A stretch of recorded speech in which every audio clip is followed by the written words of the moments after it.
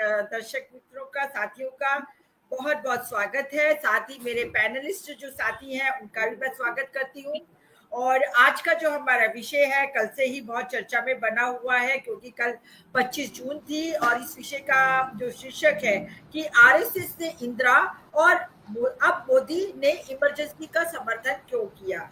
तो आज के इस हमारे कार्यक्रम में पैनलिस्ट हैं प्रोफेसर नंदिता नारायण, दिल्ली विश्वविद्यालय से हैं, मैं उनका स्वागत करती हूँ। साथ ही हमारे साथ जुड़े हैं प्रोफेसर शिवाजी सरकार, वैश्विक विशेषज्ञ हैं, ये भी दिल्ली से है। डॉक्टर सुनीलम जी हैं, किसान संघर्ष समिति के अध्यक्ष हैं। और साथ ही मेरे साथ डॉक्टर आनंद प्रकाश तिवारी, समाजवादी चिंतक, जुड़े हुए हैं। आप सभी पैनलिस्टों का स्वागत करते हुए इस विषय पर प्रकाश डालने के लिए मैं सबसे पहले प्रोफेसर शिवाजी सरकार जी को आमंत्रित करना चाहती हूँ कि आप इसी विषय पर अपनी टिप्पणी दीजिए। जी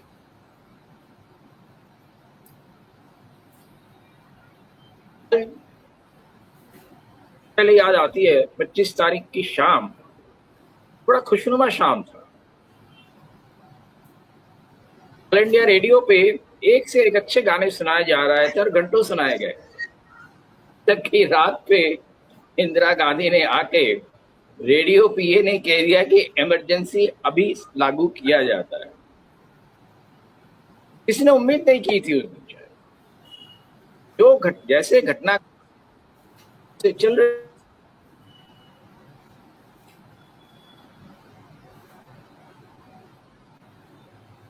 पाएगा, पर जिस तरह से जजमेंट आया और जैसे इंदिरा गांधी का चुनाव रद्द किया गया, अब टेक्निकल इशू है, जो भी है, बहुत सारी चीजें कही जाती है, पर उसके बाद की जो घटनाएं हैं इतनी तेजी से घटी, किसी ने शायद उसकी उम्मीद नहीं की। अगर आप 25 से पहले 20 जून का दिन भी बड़ा खास था, लोग उसके बारे में बात नहीं करते। उस वक्त इंडियन नेशनल कांग्रेस आई, यानी कि इंदिरा ने भारत भर से स्पेशल ट्रेन चलाई थी, बड़ी लंबी लंबी ट्रेनें थी। पहली बार शायद 18 कोचेस की ट्रेनें चली थी और दिल्ली में लाखों लोग आ गए थे वोट क्लब की कांग्रेस की रैली में, जिसे मिसेस गांधी ने एड्रेस किया। अगर ऑपोजिशन की बात करें, ऑपोजिशन भी तो बहुत उत्साहित थी। हालांकि आज जब हम ऑपोजिशन की बात करते हैं तो एक खेमा सिर्फ अपने ही कुछ लोगों के लिए बात करता है कि हम ही थे, हमारे ही लोगों को बंद किया गया था, पर उस वक्त ऑपोजिशन के ही नहीं, कांग्रेस के भी वो लोग जो सरकार से इत्तेफाक नहीं रखते थे, उनको भी अरेस्ट किया गया था। इसके बारे में आज बताने वाला कोई नहीं। तो आज एक एकांगी जो है उसका प्रोजेक्शन हो रहा है कि बस सिर्फ हम ही को किया गया था, हम ही थे, हमारे अलावा कोई नहीं था। ये एक अलग नया नैरेटिव शुरू किया गया है, जबकि ये भी डॉक्यूमेंटेड है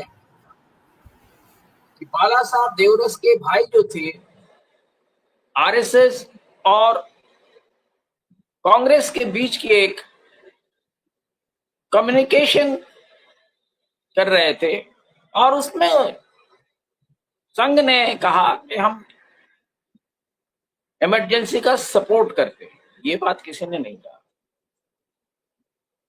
बहुत से और लोगों ने, वामपंथियों ने, कुछ कम्युनिस्ट पार्टी के कुछ लोगों ने सपोर्ट किए। विनोबा भावे के लिए कहा जाता है, उन्होंने कहा एक अनुशासन पर्व था। हालांकि उस पर अब डिस्प्यूट हो रहा है कि उन्होंने कब कहा था, कहाँ कहा था, कैसे कहा था, फिर वो एक अलग चीज है। पर ये इस तरह से जो इमरजेंसी लागू किया, मैं समझता हूँ मिसेस गांधी ने जिस वजह से भी किया, और निश्चित रूप से वजह यही थी कि हमारे हाथ से कहीं सत्ता न चली जाए। और उन्होंने वो जो एक मंत्र देके गए उस सभी सत्ताधारी पार्टियों के लिए, एक बहुत अच्छा मंत्र हो गया, जो जहां बैठा है, राज्य में हो, केंद्र में हो, कहीं भी, उनके लिए इमरजेंसी एक आदर्श हो गया है। और अब तो इमरजेंसी चलाए कहे बिना, बिना किसी संविधान के, बिना किसी उसके आप इमरजेंसी लागू किए रहते हैं। आज ही की एक खबर है कि सर्वे किया जा रहा है और जिसमें तमाम अखबारों के नाम है, खास करके अखबारों में कि कितने पॉजिटिव खबरें छपी हैं, कितनी नेगेटिव खबरें छपी है और कितनी न्यूट्रल खबरें छपी है, वो दिल्ली सरकार कर रही है। पर्पस बहुत सारी चीजें और होंगी, पर उनका इमीडिएट जो मानदंड है वो है कि उसी के हिसाब से उनको विज्ञापन दिए जाए। तो जो वाक स्वाधीनता थी इमरजेंसी से पहले, मैंने खुद देखे हैं अखबारों में, किसी भी अखबार जिस तरह से सरकार की आलोचना होती थी, सरकार के हर काम की आलोचना होती थी, अच्छी भी होती थी, बुरी भी होती थी, जैसा होता था उसके हिसाब से होता था। और एक बहुत खुला वातावरण था इमरजेंसी से पहले तक, खुल के बातें होती थी। इमरजेंसी से एक साल पहले ये भी हमें याद है कि रेलवे का ऑल इंडिया स्ट्राइक भी हुआ था महंगाई के खिलाफ। महंगाई उस वक्त जो है 32% तक हो गई थी। कई चीजें थी जिसके जाके कि जो नवजागरण आंदोलन शुरू हुआ गुजरात से, जो शुरू हुआ, और उसके बाद जयप्रकाश नारायण जिस तरह से आए और उन्होंने उसको लीड किया, उन सारी चीजों का जो असर हुआ कि भारतीय जनमानस में एक बहुत जबरदस्त परिवर्तन आया। और वो परिवर्तन जो था निश्चित रूप से 1971 में जिस तरह से इंदिरा गांधी को सारी जनता ने सपोर्ट किया था, वो उसके बिल्कुल विपरीत था, ये भी सही है। तो इन सारे माहौल में एक तो है कि सबकी जुबान बंद हो गई, कोई किसको कौन उठा ले जाएगा इसके बारे में किसी को पता नहीं। पर एक चीज मैं कहूंगा, आज अगर जब हम पर्सपेक्टिव में देखते हैं, इंदिरा गांधी का इमरजेंसी एक पॉलिटिकल इमरजेंसी था। उन्होंने जो कुछ भी किया, पॉलिटिकल लीडर्स जो थे किसी भी पार्टी के हो, पॉलिटिकल उनके पार्टी के मेंबर्स, और उनको जाके अरेस्ट किया, जो कुछ किया, परेशानी की, जेल में जिस तरह से सताया गया, वो बहुत निश्चित रूप से किसी भी तरह से एक्सेप्टेबल नहीं है। एक बहुत खराब दौर से हम गुजरे हैं। पर एक चीज मैं ये भी कहूंगा, शुरू के एक साल जो है भारत की जनता बड़ी उससे खुश थी, क्योंकि भारत के सरकार में और गवर्नेंस में जो कमियां थी, इमरजेंसी के दौरान ट्रेनें सही ढंग से चलने लगी, राशन के दुकान में सामान मिलने लगी, और जो महंगाई आसमान छू रही थी उस महंगाई पे भी काबू पाया। ये दो तीन चीजें थी जिसकी वजह से। और मैं ये भी बता दूं, छोटी सी चीज एक और है कि बिगड़ा कब से, बिगड़ा ये 1976 में, जब संजय गांधी को वो दिन याद है कि हमारे अखबार के दफ्तर में एक छोटी सी पर्ची आई, 2 लाइन, संजय गांधी को आज से युवा नेता कहा जाए। उस युवा नेता के आने के बाद से जो है इमरजेंसी का दौर, बुलडोजर का जो दौर आज हम देख रहे हैं, उसकी शुरुआत भी तभी की तरफ मान दी। उन सारी चीजों में जो चीजें बिगड़ती चली गई, उसका अंत हमें 1977 के चुनाव में देखने को मिला। जी, मैं आपके पास फिर आती हूँ प्रोफेसर शिवाजी सरकार जी। अभी हमारे बीच में प्रोफेसर मणिमाला जी वरिष्ठ पत्रकार हैं, दिल्ली से जुड़ी है, मैं उनका भी स्वागत करती हूँ। अब इसी चर्चा को आगे बढ़ाते हुए मैं डॉक्टर सुनीलम जी से अनुरोध करना चाहती हूँ कि आप इस विषय पर, विषय है कि आरएसएस में इंदिरा और अब मोदी ने इमरजेंसी का समर्थन क्यों किया, आप इस पे अपनी बात रखिएगा डॉक्टर सुनीलम जी। बहुत शुक्रिया। असल में प्रोफेसर शिवाजी सरकार जी ने तो जो बोला है, बस उसमें केवल एक ही बात को लेकर मुझे टिप्पणी करनी है, क्योंकि वो एक किस्म का मिथ है कि गवर्नेंस का लेवल जो है वो ठीक हो गया था। और उसमें एक सवाल भी है कि क्या डिक्टेटरशिप से ही जो है वो गवर्नेंस को सुधारा जा सकता है। ये पूरे डेमोक्रेसी और डेमोक्रेटिक सेटअप के ऊपर एक बड़ा प्रश्न चिन्ह है। खैर, ये आज का विषय नहीं है। आज का विषय जो है वो ये है कि आरएसएस ने डिक्टेटरशिप का समर्थन क्यों किया।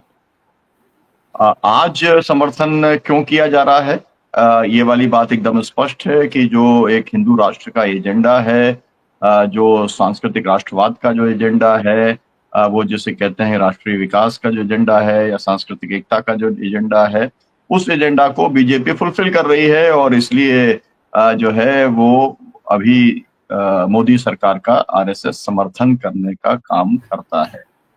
अब सवाल ये है कि आरएसएस अपने आप को एक सामाजिक संगठन कहता है और सामाजिक संगठन जो है वो जिन ये कहा जाए जो उनके प्रेरणा पुरुष हैं, वो प्रेरणा पुरुष उनकी जो विचारधारा है वो जहरीली विचारधारा है और वो जहरीली विचारधारा कुछ जो माइनॉरिटीज को एक तरीके से पूरी तरीके से दरकिनार करने वाली या उनको एक द्वितीय श्रेणी का नागरिक बनाने वाली जो है वो एक विचारधारा है। तो सवाल ये है कि जब इंदिरा जी का समर्थन करने का काम देवरस जी ने किया, उन्होंने 2 पत्र लिखे, फिर एक विनोबा जी को भी पत्र लिखा। तो मुख्य बात उनके हिसाब से ये है कि आरएसएस जो है, क्योंकि उसके ऊपर बैन लगाने का काम किया था, तो वो चाहते थे कि वो बैन हटा दिया जाए। लेकिन उन पत्रों का जो कंटेंट है वो बताता है कि उन्होंने ये कहा कि वो 20 पॉइंट प्रोग्राम का भी समर्थन करने को तैयार हैं और इस इमरजेंसी के अंदर जो कुछ किया जा रहा है वो उसका समर्थन करते हैं। तो अब सवाल ये है कि इमरजेंसी के अंदर जो ज्यादतियां हुई, आज का वो बहस जो विषय नहीं है, लेकिन ये एक प्रूव्ड जो है ये मामला है कि इमरजेंसी के दौरान विशेष तौर पर संजय गांधी के जो है आने के बाद में बहुत जबरदस्त तरीके से पूरे देश के अंदर नसबंदी के नाम पर जातियां हुई, तमाम किस्म से जो एक तुर्कमान गेट से लेके पूरे देश के अंदर जो सौंदर्यीकरण के नाम से जो कुछ भी कार्रवाइयां हुई, और सबसे बड़ी बात यह है कि 19 महीने के लिए जो है वो पूरे के पूरे अपोजिशन को जेल के अंदर डालने का काम कर दिया गया। तो कोई भी सांस्कृतिक संगठन भी अगर हो तो वो कैसे पूरे अपोजिशन को जेल में डालने वाली जो सरकार है और उसका जो एजेंडा है उसका समर्थन करने का काम वो कर सकता है। और आज की जो पूरी परिस्थिति है, आज की पूरी परिस्थिति के अंदर देश के अंदर जो मुख्य भाव है, राष्ट्र का भाव जो है वो एक नफरत, घृणा और हिंसा के ऊपर आधारित वो बना दिया है। तो कोई भी सामाजिक संगठन जो है वो तो समरसता की बात करेगा, वो तो पूरे समाज को एक साथ लेकर के चलने की बात करेगा। तो फिर वो कैसे मोदी जो है, उनकी सरकार, उनके जो जितने भी नियम कानून वो बनाने का काम करते हैं, उनका हर एक काम जो होता है वो ध्रुवीकरण को बढ़ाने वाला होता है। वो माइनॉरिटीज को जो है वो पूरी तरीके से एक ह्यूमिलेट करने वाला, आइसोलेट करने वाला होता है। और जो भी पूरे कैंपेन जो चलाए गए, चाहे वो मतलब गौ रक्षा के नाम पर जो मॉब लिंचिंग हुई है या जिस तरीके से आपको मालूम है लव जिहाद का चला या गृह वापसी का चला, जो भी कुछ वो चलता है वो किसी भी तरीके से समाज के लिए श्रेय का नहीं माना जा सकता। तो इसलिए कोई भी सामाजिक संगठन इन एक्टिविटीज का समर्थन करने का काम नहीं कर सकता। लेकिन माना यह जाता है क्योंकि आरएसएस के वॉलंटियर हैं, स्वयंसेवक हैं नरेंद्र मोदी, इसलिए वो ये सब काम करते हैं। इसका मतलब ये है कि आरएसएस का जो ट्रेनिंग स्कूल है, अब वो उनका जो आप आंकड़ा देखें, अगर किसी भी आजकल तो तमाम सारे गूगल के अलावा जो है और ग्रोक से लेके आप जिस भी आप एआई के ऐप में चले जाएंगे तो आपको बताएंगे कि मतलब उनके पास में कार्यकर्ता कम से कम 50 लाख हैं, 80 लाख हैं। बताएंगे कि आपको 24,000 स्कूल, शिशु मंदिर उनके द्वारा चलाए जा रहे हैं और हमको सबको मालूम है कि 360 से अधिक उनके जो है अपने ऑर्गेनाइजेशंस हैं जो सीधे सीधे आरएसएस के साथ में ऑर्गेनिकली वो जुड़े हुए हैं, उनके द्वारा फंडेड है, उनके द्वारा उनकी मॉनिटरिंग करने का काम किया जाता है। तो सवाल आरएसएस को लेकर के बहुत बड़ा खड़ा होता है कि क्या ये माना जाए कि उनके एजेंडा को उस समय इंदिरा गांधी क्योंकि आगे बढ़ा रही थी, ऐसा उनको लग रहा था। इंदिरा गांधी ने कभी हिंदू राष्ट्र की बात नहीं की, इंदिरा गांधी ने कभी सेक्युलरिज्म से कोई कंप्रोमाइज करने का काम उन्होंने नहीं किया था। तो उनका एजेंडा कहाँ बढ़ता हुआ दिखलाई दे रहा था?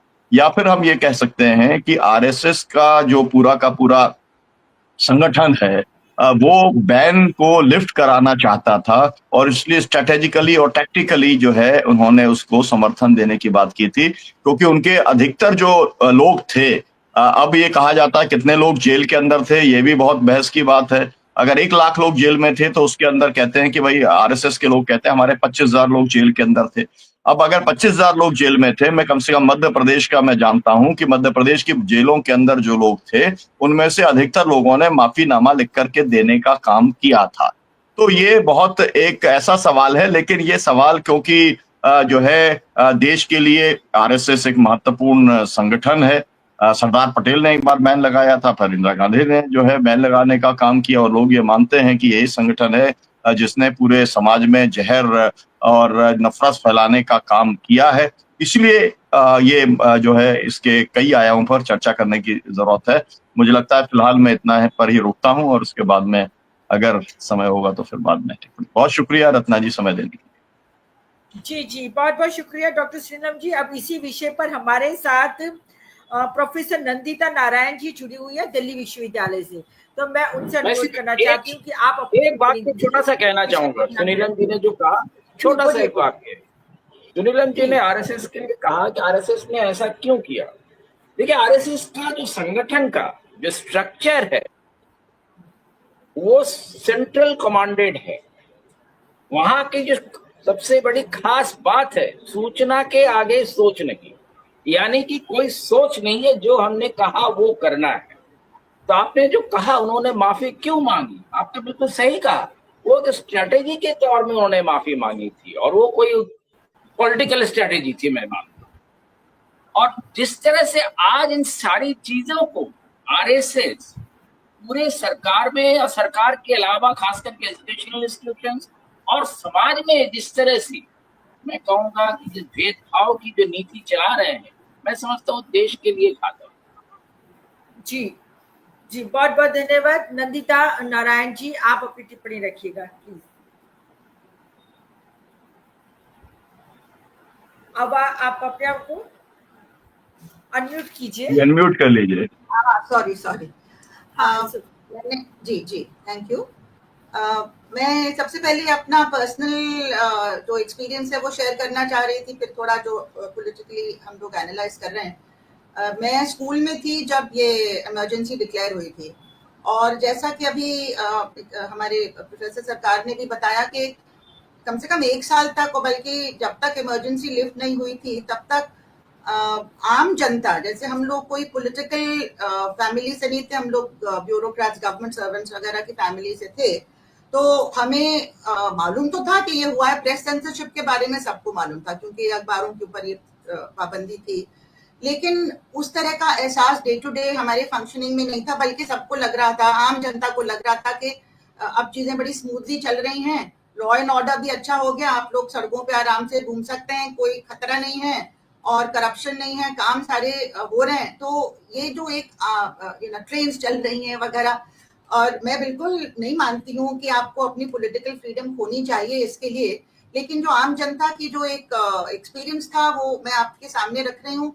और आज जब मैं हम लोग इंटरनेट पे और गूगल पे, इन सब चीजों पे, फेसबुक पे लोगों के कमेंट्स देख रहे हैं, तो उसमें भी कई चीजें ऐसी कही जा रही हैं, खासतौर से जो साउथ के लोग हैं जिन्होंने बल्कि इंदिरा गांधी को इलेक्शन के टाइम वोट भी किया 1977 में, तो वहां से बहुत ही बातें आ रही हैं कि वहां उस टाइम पे ये सब बहुत अच्छी तरह स्मूथली चल रहा था, और ये करप्ट और ये लोग जो वहशत फैला रहे थे समाज में, उनके खिलाफ एक्शन लिया। तो मेरा ये मानना नहीं, मेरा ये मानना है कि इन्होंने अपनी गद्दी बचाने के लिए किया था। तो मोटिव था उसका वो यही था कि हम कंट्रोल में रहें। हो सकता है उन्होंने अपने आप को इस तरह से समझाया हो कि एकदम डिसऑर्डर हो रहा है हमारे देश में, वाकई डिसऑर्डर हो रहा था। अगर आज की तुलना में आप देखेंगे तो ये कॉल देना आर्मी को कि वो सरकार की बात ना मान के उसको डिसोबे करे, वो तो घोर सेडिशन का मामला हो जाता है ना। ये कॉल जो दिया गया था ऑपोजिशन लीडर से, मैं इज्जत करती हूँ ऑपोजिशन लीडर्स की, लेकिन अगर आज के दिन में तरह तरह की चीजों को सजेशन कह देते हैं, कोई भी आप जरा सा भी माइल्ड क्रिटिसिज्म भी हो, तो उस जमाने में ऐसी बड़ी बात कही और बहुत ज्यादा पूरा मतलब वायलेंस भी चल रहा था, वायलेंट डेमोन्स्ट्रेशंस भी चल रहे थे नॉर्थ इंडिया में, गुजरात में, बिहार में, कई जगह। तो हो सकता है उनको ये लगा हो कि ये जो ताकतें हैं जिन्होंने पार्टीशन के पहले से ही जो हिंदुस्तान में जिस तरह के फिरका परस्ती और जहर बोलने का काम किया है, वायलेंस का काम किया है, इनको एक ही तरह से कंट्रोल किया जा सकता है कि अभी एक इमरजेंसी लगाई जाए। और लेकिन डेफिनेटली वो उनका अपना मकसद था उसमें कि मुझे अभी यहाँ पे कंट्रोल में रहना है। उसके बाद संजय गांधी का इन्फ्लुएंस भी सब लोग जानते हैं। और वाकई लोगों में ये जो तब्दीली आई है वो तुर्कमान गेट पे डेमोलिशंस और ये स्टेरिलाइजेशन जिस तरह से हुआ है उसके बाद लोग उनके खिलाफ ज्यादा हुए हैं, ये मैं इससे सहमत हूँ।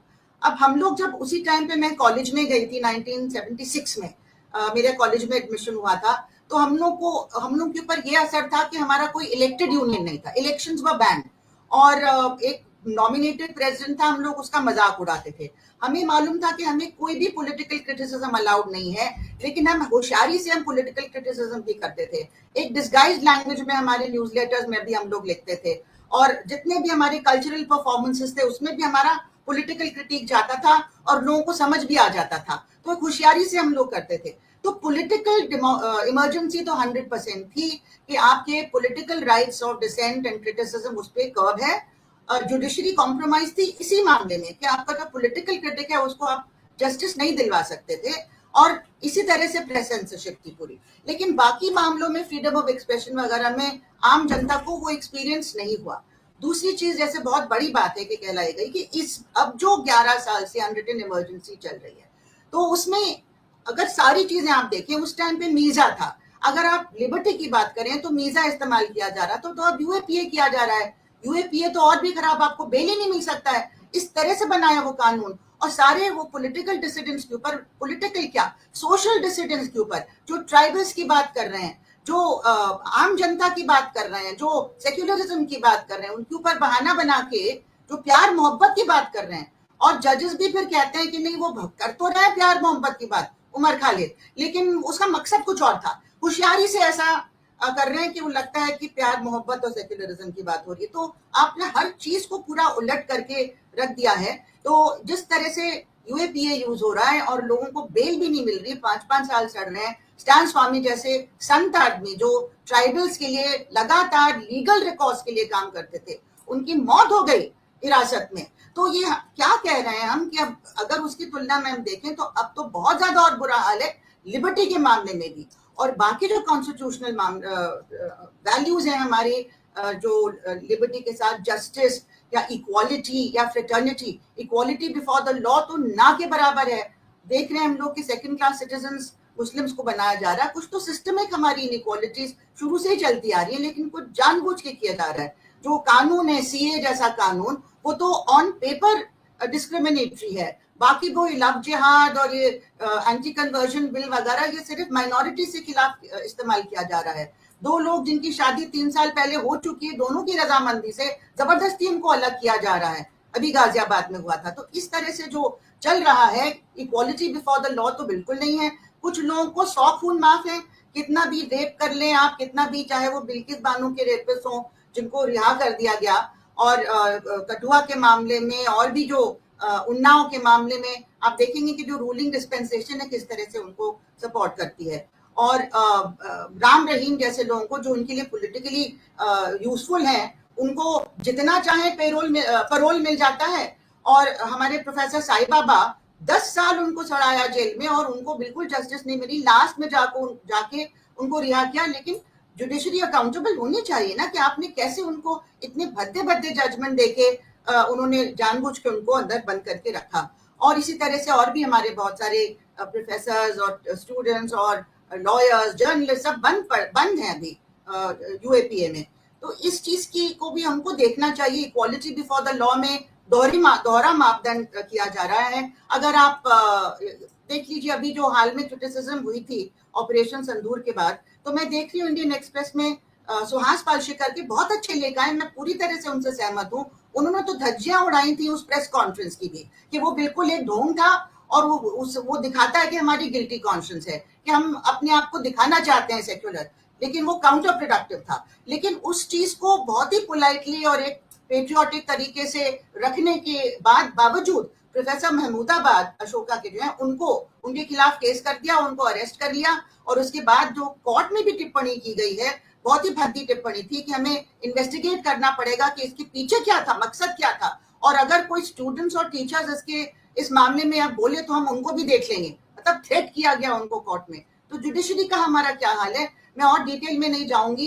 जस्टिस चंद्रचूड़ के बारे में सबको मालूम है किस तरह से उन्होंने कहा कि भगवान ने उनको बताया कि क्या लिखें अयोध्या के जजमेंट में, तो अगर आप अपने ही ऑफिस को इस तरह से डेनिग्रेट करेंगे तो क्या बच जाएगा लोगों का भरोसा जुडिशरी में। और लास्टली फ्रेटर्निटी का तो ये हाल है कि ऊपर से लेके इतना जो जहर फैलाया जा रहा है, हेट स्पीचेस फैलाई जा रही है, कैंपेन आपका ऐसी कम्युनल है, तो उसके बाद आप अपना सिविलाइजेशन ही डिस्ट्रॉय कर रहे हैं। जो हेट आप तैयार कर रहे हैं, जैसे इजराइल में ब्रेन वॉश किया जा रहा गया जनता को, आप अपने हिंदुस्तान में भी ब्रेन वॉश करना चाहते हैं। मैं आपके पास फिर आती हूँ, फिर आती हूँ। हमारे साथ मणिमाला जी उनकी टिप्पणी लेनी भी जरूरी है। तो वरिष्ठ पत्रकार है, दिल्ली से है, समय कम है, मैं आपका फिर आऊंगी अगर समय मुझे इजाजत देगा। तो मैं वरिष्ठ पत्रकार मणिमाला जी से टिप्पणी लेना चाहूंगी आज के विषय के संदर्भ में। जी मणिमाला। नमस्कार। आज का विषय आपने रखा है आरएसएस ने इंदिरा और अब मोदी इमरजेंसी का समर्थन क्यों किया। आरएसएस हर इमरजेंसी, हर आपातकाल, हर आतंककाल का समर्थन करती है। वो चाहे आरएसएस मोदी लगाए तो चाहे और कोई लगाए तो, क्योंकि उनको तानाशाही अच्छी लगती है। उनकी अपना संगठन भी तानाशाही से चलता है और वो समाज और देश को भी तानाशाही से चलाना चाहते हैं। जब इमरजेंसी लगी तो हम कॉलेज में आए थे और इमरजेंसी के खिलाफ पूरी तरह से हम भी एक्टिव थे और हमने ये महसूस किया कि हमारे इर्द गिर्द जो लोग थे वो आरएसएस के लोग ही थे। हमें ले जाते थे पकड़ के गोविंदाचार्य का बौद्धिक सुनाने के लिए, तो वो इधर भी थे और उधर भी थे। ये कहना मुझे वाजिब नहीं लगता कि उन्होंने इंदिरा का पूरा समर्थन कर दिया था। वो दोनों तरफ की मलाई ले लेना चाहते थे कि इसकी व्यवस्था की भी मलाई खा ले और आंदोलन में आकर के अगर आंदोलन से कुछ निकलता है तो इधर भी अपनी जड़ जमा ले। क्योंकि गोविंदाचार्य से लेकर के बहुत सारे स्टॉलवर्ड्स उस समय के, राम बहादुर राय, बनवारी, ये तमाम लोग तो आंदोलन के साथ थे, इमरजेंसी के खिलाफ थे, कम से कम दिखने में खिलाफ थे कि हाँ हम इमरजेंसी के खिलाफ हैं। और हम जैसे लोगों को बहुत ब्रेन वॉश भी करने की कोशिश करते थे कि हम एबीपी ज्वाइन कर ले। नए आए थे कॉलेज में तो ऐसा मान के चलते थे, एक तो लड़कियां हैं तो बिल्कुल इनको बेअकल होंगी और दूसरे की उम्र भी उतनी नहीं थी कि हम राजनीति को अच्छी तरह से समझ सके। और एक तरह से कहिए कि हम बड़ी मुश्किल से जान छुड़ा के एबीपी से हम संघर्ष वाहिनी में शामिल हुए। अगर जेपी ने संघर्ष वाहिनी न बना ली होती, न कॉल दिया होता 1 जनवरी 75 को, तो पता नहीं आज हम कहाँ होते। क्योंकि चारों तरफ से वो लोग हम जैसे नए लोगों को घेरे हुए रहते थे जो इमरजेंसी के खिलाफ मूवमेंट में थे। तो ये मैं ये कहना चाहती हूँ कि तानाशाही उनका कल्चर है। उनको अंग्रेज भी अच्छे लगते थे ना, उन्होंने अंग्रेजों का भी समर्थन किया था। तानाशाही और गुलामी उनके कल्चर में, उनके रग में है। और अभी की तो हालत ही मत पूछिए। मैंने तो एक पोस्ट भी लिखा था आज कि इमरजेंसी, इंदिरा के आपातकाल और मोदी के आतंक काल में कहीं कोई तुलना ही नहीं है। जब से आए हैं वो तब से कोई न कोई आतंक और तुगलकी फरमान से देश को चला रहे हैं। और देश के सामाजिक ताने बाने को तो इन्होंने बिल्कुल खत्म करके रख दिया है। जहां देखो वहां हिंदू मुसलमान के अलावा कोई बात ही आज नहीं हो सकती। सारी व्यवस्थाएं, कॉन्स्टिट्यूशनल व्यवस्था से लेकर शिक्षा की व्यवस्था, स्वास्थ्य सेवाओं की व्यवस्था या जन यातायात की व्यवस्था, सारी व्यवस्थाओं को इन्होंने पलीता लगा दिया। क्योंकि इनको कोई व्यवस्था चाहिए नहीं। डिक्टेटरशिप में राजा जो कह दे वही कानून है, राजा जो कह दे वही व्यवस्था है। आए रातों 8 बजे कह दिया 12 बजे से नोटबंदी, आए 8 बजे कह दिया 12 बजे से तालाबंदी। तो इस तरह से कोई लोकतांत्रिक व्यवस्था तो नहीं चलती। जी, अब आप शायद मुझे रोकना चाह रही हैं तो मैं रुक जाती हूँ। जी, एक्चुअली हमारे साथ डॉक्टर आनंद प्रकाश तिवारी जी भी जुड़े हुए हैं और उनकी टिप्पणी लेनी भी बहुत जरूरी है। समय तो लगभग खत्म है, फिर भी हम डॉक्टर आनंद प्रकाश तिवारी जी से बात करेंगे कि आप अपनी बात रखिए। पहले आधा सेंटेंस एक बोलना चाहूंगा। इंदिरा गांधी ने तमाम खत्म कर रहा हूँ। इंदिरा गांधी ने तमाम चीजें करने के बावजूद चुनाव का जब ऐलान किया, इलेक्शन कमीशन के काम में दखलंदाजी नहीं की थी, जो आज आम बात हो गई। बहुत सही बात है। ठीक है। जी जी जी आनंद जी। आप डॉक्टर श्रीनीलम जी भी आज कुछ कहना का चाहते हैं बीच में, तो उनको तो सुनना ही पड़ेगा। जी जी बोलिए नहीं नहीं, कोई श्रीनीलम नहीं, जी। मैं तिवारी जी के बाद में बस 1 मिनट लूंगा, कुछ नहीं। जी ओके बोलिए ओके तिवारी प्लीज जी। तिवारी जी बताइए। देखिए, आनंद असली जी। असली असली बात यह है कि उस समय भी और आज भी आरएसएस समर्थन कर रहा है इन सारी चीजों का। इसके पीछे सीधा सीधा है कि वो ये तो उनकी रणनीति थी। आरएसएस इंदिरा गांधी के आपातकाल का समर्थन किया और आरएसएस के और संगठनों को, विद्यार्थी परिषद को उसने सीधा सीधा लगा दिया कि आप इनका विरोध कीजिए, आपातकाल का विरोध कीजिए, इंदिरा का विरोध कीजिए। इंदिरा के साथ एक ही दिक्कत थी, एक ही परेशानी थी कि वो जो आपातकाल लगाई थी वो व्यक्तिगत सत्ता को बचाने के लिए उन्होंने लगाया था। उनकी उसकी कोई आवश्यकता नहीं थी। अगर आपको कोर्ट ने आपको अगर पनिश कर दिया तो अपनी पार्टी से आप कोई दूसरा नेता चुनकर कर दी होती। लेकिन उनको ऐसा कि अगर कोई दूसरा नेता आ जाएगा तो ऐसा ना हो कि हमारा हमेशा के लिए पत्ता साफ हो जाए। तो उन्होंने वो अपनी व्यक्तिगत सत्ता कायम रखने के लिए उन्होंने ऐसा किया और आपातकाल में ही जो उन्होंने अपना उत्तराधिकारी चुना वो उनका सर्वनाश कर दिया। तो एक तो चीज है कि आरएसएस बड़े सधे कदम से भारत की राजनीति में प्रवेश किया। जो भारत की राजनीति में आरएसएस अछूत था और आज की तारीख में भी सही बात यह है कि वो सत्ता के बल पर ही देश के जनमानस में प्रवेश करने की कोशिश कर रहा है।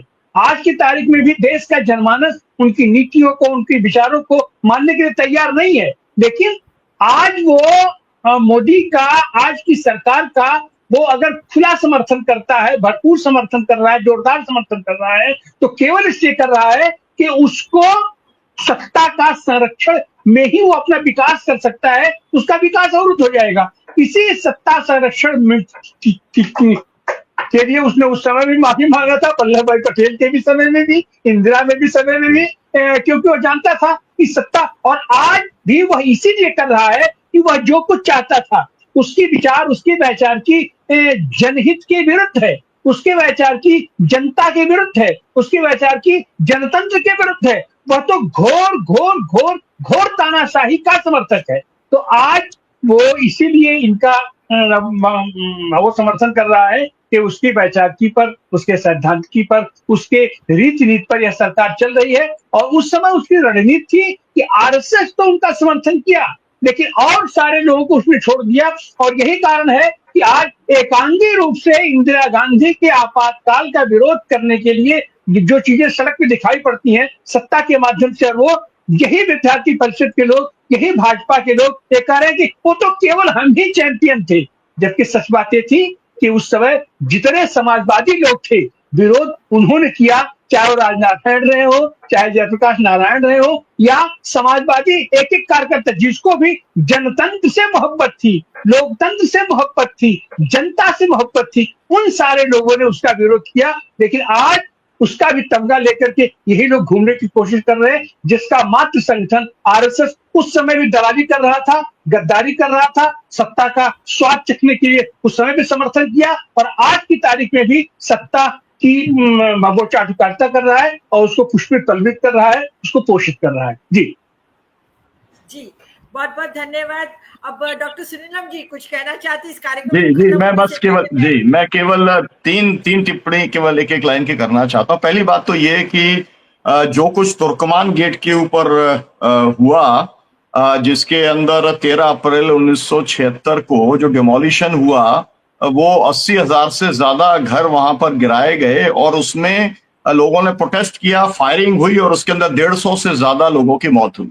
मैं क्योंकि गोली चालन से जुड़ा हूं, मेरे यहाँ मुल्ताई में 24 किसान शहीद हुए, फिर मेरे यहाँ पर मंदसौर में शहीद हुए, इसलिए मेरे लिए जरा ये बहुत महत्वपूर्ण मामला लगता है। इसको हर समय जब भी बात की जाए इमरजेंसी की याद रखना चाहिए, और आप अगर कोई इसको सपोर्ट करता है तो वो इसको। दूसरी बात जो है फोर्स नशबंदी की वाली जो बात थी, ये भी उसी तरीके से महत्वपूर्ण है क्योंकि इसकी बहुत सारी किताबें इसमें छप चुकी है, कुछ कहना नहीं। लेकिन खास बात यह है आरएसएस के मुद्दे के ऊपर ही, ड्यूअल मेंबरशिप के ऊपर ही जनता पार्टी के अंदर टूट हुई और उसका लाभ उस समय जो है कांग्रेस पार्टी ने ये कहा कि भाई जो इंदिरा गांधी और शाह कमीशन के बाद में इंदिरा गांधी और संजय गांधी के ऊपर जो केसेस थे, उन्होंने कहा केसेस विड्रॉ करो, हम समर्थन करते हैं। चौधरी चरण सिंह को बना दिया चीफ जो है प्राइम मिनिस्टर, लेकिन उन्होंने अपने जो है वापस लेने से इनकार कर दिया, तो फिर उनकी सरकार गिरा दी गई। मैं आपको इसको अंडरलाइन करना चाहता हूं, एक और बात अंडरलाइन में करना चाहता हूं कि इंदिरा गांधी जो है उनकी इमरजेंसी के 2.5 साल के बाद, 21 महीने के बाद रादर पब्लिक मेजोरिटी से जीत कर वापस आई। तो क्या माने कि लोगों ने डिक्टेटरशिप का समर्थन किया था? और ये भी एक महत्वपूर्ण सवाल है कि नरेंद्र मोदी तीसरी बार आए हैं। वो ठीक है ईवीएम से आए, वो आए जो है इलेक्शन कमीशन और चारों एजेंसीज की मदद से आए, लेकिन वापस आए हैं, मार्जिन के ऊपर आए हैं। तो क्या लोग जो है वो डिक्टेटरशिप को भी सपोर्ट करने का काम करते हैं? मुझे ऐसा लगता है, आखिरी लाइन में ये कहना चाहता हूं कि जिस समय इमरजेंसी लगी थी उस समय भी लोकतंत्र की बहाली का सवाल सबसे बड़ा सवाल था, और उसी के चलते जनता पार्टी बनी थी। जेपी के नेतृत्व में कहा जाए या उनके निर्देश में कहा जाए, मुझे ऐसा लगता है कि आज भी लोकतंत्र की बहाली सबसे बड़ा सवाल है, और सब इश्यूज को छोड़ करके जो भी पूरा अपोजिशन है जो है भाजपा का, उसको एक साथ आकर के लोकतंत्र की बहाली करनी चाहिए, जैसी 50 साल पहले की गई थी। बहुत शुक्रिया आपका। जी बहुत बहुत शुक्रिया। नंदिता जी आपको नंदिता जी आपको टिप्पणी करना चाहेंगी? कौन टिप्पणी करना चाहते हैं? नंदिता जी आपको टिप्पणी करना चाहेंगी? जी नंदिता जी कुछ आवाज, आप अपने आप को अनम्यूट कीजिए। हाँ किया हुआ नहीं था। नहीं, उसमें मैं बस एक चीज जोड़ देती हूँ कि आज के दिन मतलब जैसे आपने बिल्कुल सही कहा डॉक्टर सुनीलम कि डेमोक्रेसी को रिस्टोर करना सबसे बड़ी बात है, लेकिन मुझे लगता है कि हम लोग उसके आगे भी निकल गए हैं। मैं चाहूंगी कि हम इसमें अपने सिविलाइजेशन को प्रोटेक्ट करें। ये भी बहुत जरूरी है कि उन्होंने अंदर से खोखला कर दिया है। डेमोक्रेटिक राइट्स दे के भी अगर हमारे लोग नफरत से भरे हुए हैं और वो चाहते हैं, अगर मेजोरिटी चाहती, मेजोरिटेरियनिज्म इज नॉट डेमोक्रेसी, अगर वो चाहते हैं कि मुसलमानों को खदेड़ दिया जाए या बाहर कर दिया जाए, तो वो डेमोक्रेसी में मैं विश्वास नहीं करती हूँ। तो आप डेमोक्रेसी का सही मायने जो हमारे कॉन्स्टिट्यूशन में दिया हुआ है उसकी बात हमको करनी पड़ेगी। और दूसरा लास्ट में जोड़ दूं, क्योंकि हम लोग एजुकेशन से नाता रखते हैं, तो देखिए किस तरह से एक जो जरिया है कि यंग लोगों की जो ट्रेनिंग होती है एजुकेशन इंस्टीट्यूशन में, कि वो सवाल पूछें और वो अपना क्रिटिकल एबिलिटी डेवलप करें और वो इन चीजों को समझें कि भाईचारा और फ्रेटर्निटी क्या होता है। तो वो चीज पूरी जड़ से खत्म की जा रही है, ताकि यंग लोगों में जो आइडियलिज्म है, जो क्रिटिकल थिंकिंग है, जो समाज सेवा का जो भाव पैदा होना चाहिए यूनिवर्सिटीज में, उसको पूरी तरह से खत्म कर दिया जाए। आज समय नहीं है, लेकिन आज जो नेशनल एजुकेशन पॉलिसी वो लोग लाए हैं, इससे ज्यादातर लोग एजुकेशन के बाहर रहेंगे। जो आएंगे भी अंदर, उनकी जो एजुकेशन होगी एक तरफा होगी, मतलब उसमें प्रोपेगेंडा ज्यादा आ रहा है, ideological propaganda, Indian knowledge system ना के so called Indian knowledge system अपना एक कम्युनल एजेंडा चला रहे हैं। अखबारों में भी देखा होगा कैसे सिलेबस को तोड़ मरोड़ रहे हैं कि आप ये डिस्कस नहीं कर सकते, कास्ट के बारे में नहीं बात कर सकते, जेंडर के बारे में बात नहीं कर सकते, कॉन्फ्लिक्ट के बारे में बात नहीं कर सकते, पाकिस्तान के बारे में बात नहीं कर सकते। ये सारी बातें जबरदस्ती थोपी जा रही हैं इनके राइट विंग एजेंट्स के द्वारा हमारे यूनिवर्सिटीज में, सारे प्रोसीजर्स को दरकिनार करके। तो ये भी हमारे लिए बहुत बड़ा खतरा हो गया है, क्योंकि इसके जो अगर आप सत्ता पलट भी गई तो इसका जो असर है कि कई जनरेशंस तक चलेगा। आपने अंदर से पूरा अगर खोखला कर दिया हमारे सिस्टम को, उनकी थिंकिंग को, तो ये बहुत ज्यादा नुकसान हमारे देश में होगा, जिसका हमें अंदाजा भी नहीं अभी हो रहा है। तो यही बात मैं आप बस रखना चाह रही हूँ। मणिवाला जी आपकी कोई टिप्पणी? मणिवाला जी, मैं डॉक्टर आनंद प्रकाश जी आप संभाल लीजिए, मैं आप लोगों से विदा लेती हूँ। मणिवाला जी की टिप्पणी। जी जी जी जी जी जी बताइए, बोलिए। मैं डॉक्टर सुनीलम की इस बात से सहमत हूँ कि आज लोकतंत्र पे सबसे बड़ा खतरा है या लेकिन उसके साथ मैं ये भी कहना चाहूंगी इन्होंने समाज में नफरत की जहर ऐसी घुसा दी है रग रग में कि मैं कई नौजवानों से जब बात करती हूँ और पूछती हूँ कि वो क्यों समर्थन कर रहे हैं मोदी का, तो साफ कहते हैं कि हमसे कोई पूछे कि रोजगार चाहिए या मुसलमानों को भगाने का, मारने पीटने और दलितों का भी हक चाहिए, तो हमें तो ये हक चाहिए क्योंकि हम वर्षों से सताए गए हैं, हमें हिंदू राष्ट्र चाहिए, बाकी कुछ चाहिए नहीं चाहिए। सिर्फ मुसलमानों की बात नहीं है, आए दिन दलितों पे, ओबीसी पे हमले की घटनाएं बढ़ रही हैं और इतनी भयानक भयानक घटनाएं हो रही हैं जिनको कहना मुश्किल है। अभी 2 दिन पहले एक ओबीसी ने कथा वाचन कर दिया, कथा वाचने का काम कर दिया, तो उसको लोगों ने सर मुड़ा करके, घुमा फिरा करके, जूते का माला पहना करके उसको पेशाब पिला दिया, पेशाब से नहला दिया। तो ये हम इस कल्चर में जी रहे हैं। समाज को इतना डिस्ट्रॉय इंदिरा गांधी ने तो कतई नहीं किया था। इमरजेंसी लगाई थी पॉलिटिकल कारणों से, अपनी सत्ता बचाने के लिए, लेकिन समाज के ताने बाने पे हाथ नहीं डाला था। आज तो आपका समाज, आपकी संस्कृति, पढ़ाई लिखाई सब चौपट है और लोगों के अंदर इतना जहर भर गया है कि उनको कुछ नहीं चाहिए, उनको सिर्फ हिंदू राष्ट्र चाहिए। तो ऐसे में अब अगर सत्ता बदलती है तब समाज बदलने में वर्षों लगेंगे। दूसरी बात कि देश और समाज खोखला हो चुका है। जो सारे इदारे जनता के साधन और श्रम से बनाए गए थे, और सारे इदारों को तो मोदी जी ने अपने मित्रों में बेच दिया है। तो देश के पास अब बचा क्या है? कोई नया आएगा पार्टी, नया नेता, वो देश को चलाएगा कैसे? उसको बिल्कुल सारा खजाना खाली मिलेगा, एक भी इंस्टीट्यूशन आपके पास नहीं होगा। तो ये एक इन्होंने बड़ी मुश्किल में डाल दिया है कि इन्होंने सिर्फ सत्ता के लिए नहीं, इनको हिंदू राष्ट्र बनाना था, इनको कब्र उजाड़ने थे, गड़े मुर्दे उखाड़ने थे, और वो इन्होंने 11 सालों में कर दिया। शुरू के 5 साल तो इनका अपोजिशन भी नहीं हुआ, अपोजिशन ने कुछ भी नहीं बोला। दूसरे 5 साल में भी आधा ऐसे ही गुजरने दिया, बिल्कुल लास्ट आवर में जाकर के लोग इसकी तैयारी करने लगे।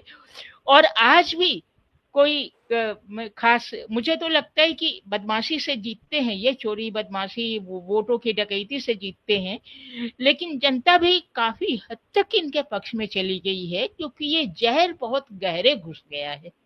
जी, मैं ये कहना चाहती थी। बहुत बहुत धन्यवाद। आप जी बोले। जी सर बोले। सुनीलन जी ने बहुत अच्छी बात कही कि पूरे ऑपोजिशन को साथ आना चाहिए। मुझे मालूम नहीं उनकी क्या परेशानी है, वो नहीं आ रहे हैं, पर वो जरूरी है। दूसरी चीज, सबसे ज्यादा जो नुकसान किया गया है वो युवाओं का किया गया है, शिक्षा का किया गया है, और एक ऐसा नेशनल एजुकेशन पॉलिसी जबरदस्ती लगाया गया जिस पर किसी स्टेक होल्डर से कोई बात नहीं हुई है। उसको तुरंत बदलने की जरूरत। बहुत ही घातक नेशनल एजुकेशन पॉलिसी है। जी सर, बहुत बहुत धन्यवाद।